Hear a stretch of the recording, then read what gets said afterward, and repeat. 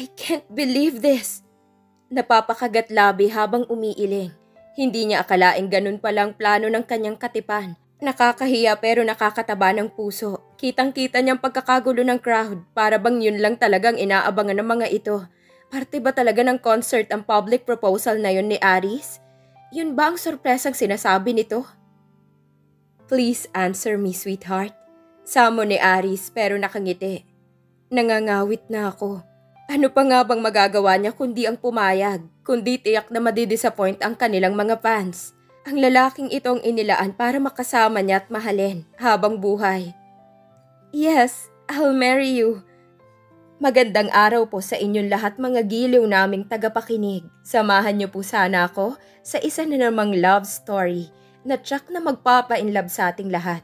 Mga kwento na magpaparamdam ng pusong sugatan, mga pusong sawi at mga pusong puno ng pagmamahal. Pero bago tayo magpatuloy, kung bago ka pa lamang sa aking channel, ay pakilike po ng ating video. Pakiclick din ng subscribe button, gayon din ang bell icon para lagi kayong updated sa mga parating ko pang uploads. Umugong ang malakas na palakpakan ng audience nang matapos ang huling kanta ni Rebecca Diaz. Halos puno ang Music Museum sa dami ng nanonood sa kauna-unahang concert ng singer. Masayang-masaya si Aris dahil yun din ang kauna-unahang major concert na iprenuduce ng Montenegro Records magmula nang itatag ito. Inaasahan na niyang tatangkilikin ng tao si Rebecca dahil kahit paano'y may pangalan na ito sa industriya. Bagamat hindi pa ito maituturing na superstar, masasabi niyang kilala na ito lalo na't tumabo na sa market ang latest single nito. Bilang celebration sa tinamong tagumpay ng concert, nagpa-party si Aris sa Montenegro Grand Hotel. Lahat ng mga empleyado ng MRI ay naroon kasama ng iba pang talents, managers and scouts. Good job, Rebecca! Bati niya sa dalaga. Sa susunod, mas malaking venue naman ang papasukin natin. Alam ko kasing nanonood kayo kaya talagang pinagbutihan ko, sir. Sagot ng mga awit na may kasamang lambing. Ayoko kasi kayong biguin. That's good. Pagbutihin mo lang at natitiyak kung malayong mararating mo. Matamis na ngiti ang isinagot ng babae. Sa mga tingin pa lang na ipinupukol nito sa batang-batang general manager ng MRI, ay mahahalata nang may gusto ito sa binata. Magsasalita pa sana si Aris nang mamataan niyang papasok na mga pinsan sa bulwagan. Kinawayan niya ang mga ito patungo sa kanyang kinaroroonan. Narito rin pala ang mga pinsan niyo, sir, sabi ni Rebecca. Lumapit sa kanilang mga bagong dating. Binati ang mga ito ni Rebecca na para bang sanay na rin ang babae sa mga ito. Simpleng hello at congratulations lang naman ang isinagot ng tatlong babae. Agad nang ibinaling ng mga itong pansin kay Aris. Sorry pero dumaan lang kami para sabihin hindi kami makaka-join sa inyo, sabi ni Hana sa tonong nanghihinayang. May importante kasi kaming pupuntahan kaya kahit gusto namin magstay ay hindi talaga pwede. Bakit? Kunot noong tanong ng binata. Namatayan kasing isa naming friend kaya pupunta kami sa kanila para damayan siya. Sabi ni Honey, higit kailanman ngayon niya kailangan ng kaibigan. Ganun ba? Nagkibit siya ng balikat. Okay lang, I understand. Talaga namang ganyan ang papel ng mga kaibigan. Iparating niyo na lang ang aking pakikiramay. Sure, sabi ni Hana. Humalik ito sa pisngi ng pinsan. Nagpaalam na rin ang mga ito. Bago umalis ay nagpaalam ang tatlo kay Rebecca. Ang gaganda ng mga pinsan niyo, no? Sabi ni Rebecca habang sinusundan ng tingin ng tatlo. Sayang at hindi natin sila makakasama ngayon. Nakikiramay kami, Mira. Sympathetic na sabi ni Hana sabay pisil sa kamay ng dalaga. Narito lang kami sa tabi mo kung kailan mo kami kailangan. Thanks, malungkot na tugon niya. Kumusta ang mami mo? Tanong ni Jenny na ngayon ay Mrs. Villar na. Nasa bahay pa rin siya, hindi pa rin niya matanggap ang nangyari kay Daddy. At napaiyak na naman siya. Hinagod-hagod ni Sam at Honey ang kanyang likuran. That's enough, sabi naman ni Ice. Namumugto na ng hustong mga mata mo. Ang sabi ng tiyahin mo ay kaninang umaga ka pa iyak ng iyak. Hanggang ngayon ay hindi ko pa rin mapaniwala ang wala na si Daddy. Baka sa mukha ng mga itong simpatya para sa kanya. Matagal ding nanatili ang mga ito. Bago magpaalam ay lumapit pa muna sa kabaong ang mga ito. Pinasamahan na niya ang mga ito sa binatilyong anak ng tiyahin niya palabas ng funeral parlor. Hindi na pinatagal ni Mira ang burol. Pagkatapos ng 3 araw, ay ipinalibing na niya ang ama. Siya ang nag-asikaso ng lahat dahil ang mommy niya ay hindi pa rin makausap ng matino. Ilang beses nga lang itong pumunta sa punerarya at hindi rin niya ito pinasama sa sementeryo dahil tsak na hindi lang nito makakayanan ng lahat. Wala siyang ibang katuwang kundi ang tiya Tessie niya. Kaisa-isa itong kapatid ng daddy niya at isang dalagang ina. Anak nitong 14 na taong gulang na pinsan niyang si Chris. Nakipaglibing ang magpipinsan mula sa Montenegro. Kasama ni Jenny ang mister nitong si Mark VR. Karamihan sa mga nakipaglibing ay mga kaibigan ni Mr. Sio at kasamahan sa trabaho. May ilang mga kamag-anak ng mommy niya at ng daddy niya. Kahit ayaw na niyang umiyak ay hindi pa rin niya napigilan ng pagdaloy ng mga luha. Mahal na mahal niya ang ama at masakit para sa kanyang isipin na yun na ang huli nilang pagkikita. Hindi naman umaalis sa tabi niya ang kanyang mga kaibigan. Naroon ang mga ito sa likod niya upang siya ay aluin. Ang tiya Tessie niya lang ang medyo matatag. Kahit na masakit din para ditong nangyari dahil malapit ito sa kapatid, ay sinika pa rin itong huwag magpakita ng kahinaan. "Oh Dad, paano na kami ngayon?" Mahinang usal niya habang tinatanaw ang unti-unting pagbaba ng kabaong ng ama sa hukay. "Makakaya kaya namin ang lahat ng wala ka?" Matagal na rin naghihirap ang daddy niya. Magmula ng dapuan ito ng malubhang sakit na siya nitong ikinamatay. Naging bedridden na ito. At least makakapagpahinga na ito ngayon. Oo nga at masakit pero pasasaan ba at matatanggap din niya ang lahat. Kailangan lang siguro niyang tibayan ang kanyang loob. Pumikit siya ng mariin, isang malalim na paghinga ang kanyang pinakawalan bago niya muling sinulyapan ang libingan ng ama. "Goodbye, Dad. Lalagi ka sa puso ko. Namin ni Mommy. Magpahinga ka na." Sila na lamang ang naiiwan sa mga nakipaglibing, isa-isang yumakap ang mga ito sa kanya. Makaraan lang ang ilang sandali ay umalis na rin sila. Pagdating sa bahay ay tumuloy agad siya sa silid ng ina. Nadatnan niya itong umiiyak na naman. "Mom, wala na ang daddy mo, iha. Paano na tayo ngayon?" Sinugod niya ito ng yakap. Alam niyang hindi siya dapat magpakita ng kahinaan sa harap ng ina dahil lalo lang itong malulungkot. Pero hindi na niya napigilan ang pagdaloy ng mga luha. "Narito pa ako. We still have each other. Sisikapin natin bumangon. Alam ko namang hindi tayo pababayaan ni Daddy saan man siya naroroon." "Makaya kaya natin, anak. Wala akong alam na trabaho. Paano kita bubuhayin? Paano ko matutustusan ang mga pangangailangan mo?" "Sino bang may sabi sa inyong magtatrabaho kayo? Malaki na ako at kaya ko nang magtrabaho. Ngayon wala na si Daddy, ako naman ang bahala sa inyo. Nangako ako kay Daddy na aalagaan ko kayo. At yun ang gagawin ko. Magtutulungan tayo, Mommy. Alam kong mahirap dahil nasanay tayong nariyan si Daddy, pero malalampasan din natin ang lahat." "Sana nga, iha. Ngayon pa lang ay namimiss ko ng Daddy mo. Paano pa kaya sa susunod na mga araw?" Hinawakan niya ito sa magkabilang balikat at tinitigan sa mga mata. "Kailangan nating magpakatatag. Hindi ikatutuwa ni Daddy kapag nakita niya tayong nahihirapan at nagdurusa. Ayaw na ayaw niya na nakikita tayong malungkot, lalo na kayo. You've got to fight, Mom. Hindi lang para sa akin, kundi para sa inyo na rin." Tumango ang matandang babae. Pinahid ni Mrs. Sio ang mga luha at pilit na tinatagan ng loob. "Ipangako niyong hindi na kayo iiyak, Mom." Sunod-sunod itong tumango. Muli silang nagyakap. Ang sumunod na mga araw ay naging lubhang napakatahimik sa bahay ng mga Sio. Ang dating masayang tahanang yon ay nagmistulang kumbento dahil sa sobrang katahimikan. Bagamat lumalabas na ng silid nito si Mrs. Sio, hindi pa rin ito gaanong makausap. Si Mira lang ang kinikibo nito. Kahit ang tiya Tessie niya ay hindi nito iniimik. Nauunawaan naman iyon ng tiyahin niya. Batid nitong hindi pa ganap na nakaka-recover ang hipag sa pagkawala ng asawa. "Tiya, pwede ko hubang isama si Chris mamaya? Mamamalengke ho kasi ako." Aniya sa tiyahin nang makitang wala ng laman ng refrigerator. "Bakit ikaw pa? Aalis ako mamaya kaya ako na lamang ang dadaan sa supermarket para mamalengke." "Ganun ho ba? Sandali." Umakyat siya sa kanyang kwarto at kumuha ng pera. "Ano yan?" Kunot noong tanong ni Tessie habang nakatingin sa perang iniaabot ni Mira. "Pamalengke niyo ho." "Naku, huwag na." Tanggi ng tiyahin niya. "Itago mo na yan, may pera pa naman ako. Yun na muna ang ipapamalengke ko." "Ano ka ba namang bata ka? Para yun lang?" Baka ho kasi, huwag kang mag-alala dahil may nagbayad sa akin kaninang umaga. Medyo malaking tinubo ko ngayon sa pautang kaya may pera ako ngayon. Napangiti siya. Yun ang kauna-unahang ngiti niya magmula nang pumanaw ang ama. Hindi na lamang niya ito pinilit na tanggapin ang pera. Tiya, balak ko sanang maghanap ng trabaho. Sabi niya habang tinutulungan ito sa pagluluto ng kanilang pananghalian.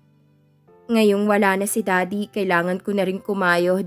Baka huminto na muna ako sa pag-aaral para mag-apply. Papayagan ka naman ba ng mami mo? Nagkausap na ho kami at pumayag na siya.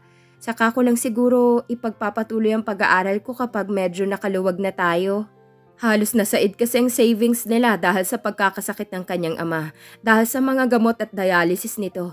Hindi naman kasi ganoon kalaking kinikita ng kanyang ama bilang government employee. Lalo na't hindi naman mataas ang posisyon nito. Ang mommy naman niya ay plain housewife lang, kaya wala itong alam na trabaho. Isa pa hindi ito nakatapos ng pag-aaral dahil maaga itong nakapag-asawa sa daddy niya. Wala silang maaaring asahan ngayon, kundi ang sarili niya. Hindi nila nakasanayan na humingi ng tulong sa kanilang mga kamag-anak. Noon pa man, kaya ni minsan ay hindi yun sumagi sa isip niya. Itataguyod niya sa pamamagitan ng sarili niyang pawis ang kanilang pamilya.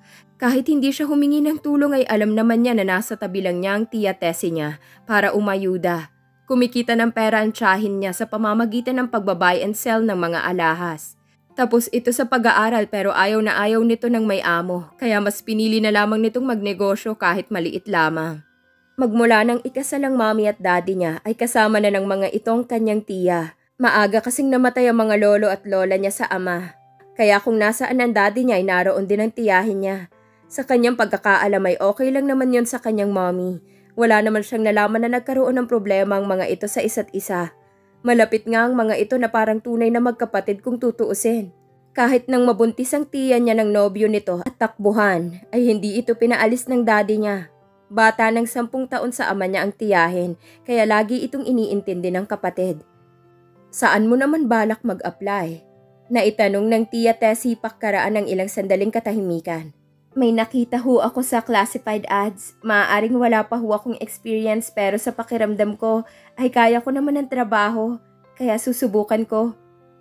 Kailan ka naman pupunta doon? Bukas ho ng umaga. Sana pala rin ho ako. Matalino ka at may tiwala ako sa kakayahan mo. Kaya hindi imposibleng makukuha mong trabaho. Napangiti siya sa tinura ng tiyahin. Sinasabi niyo lang ho yan kasi pamangkin niyo ko. Pabirong aniya. Sa kauna-unahang pagkakataon ay may mahinang tawa ng pumunit sa nakakabinging katahimikan ng bahay na yon. Sa loob ng nakalipas na 2 linggo ay bigo si Mira na makahanap ng mapapasukan. Wala kasi siyang work experience kaya hindi siya makalusot-lusot. Tapos ang dalaga ng commerce pero ayaw pa muna niyang magtrabaho kaya muli siyang nag-enroll sa kursong gustong-gusto niya. Kung alam lang niya nakakailanganin niya ng experience, sana nagtrabaho na muna siya kahit 1 taon lang bago siya nagpatuloy ng pag-aaral. Baka hindi pa lang dumarating ang trabahong para sa'yo, anak. Sabi ni Mrs. Sio, unti-unti na itong nakaka-recover sa mga nangyari. Marami pa naman dyan na pwede mong pag-applyan. Isang hapon ay binisita siya ni Hana at Honey. Sinermonan siya ng mga ito nang malamang naghahanap siya ng trabaho. Luka ka talaga, bakit hindi mo sinabi sa amin? Sita ni Hana. Pwede ka naming matulungan, sabihin mo lang kung saan mo gusto at may trabaho ka na agad. Nakakahiya naman sa inyo. Kung matatanggap man ako sa trabaho, gusto ko naman yung pinaghirapan ko at hindi lang dahil kaibigan ko ang may-ari. Sabi niya, hindi yun fair sa ibang nag-a-apply. Umiral na naman po ang sense of fairness nitong kaibigan namin. Sabi ni Honey sabay ikot ng mga mata pa itaas.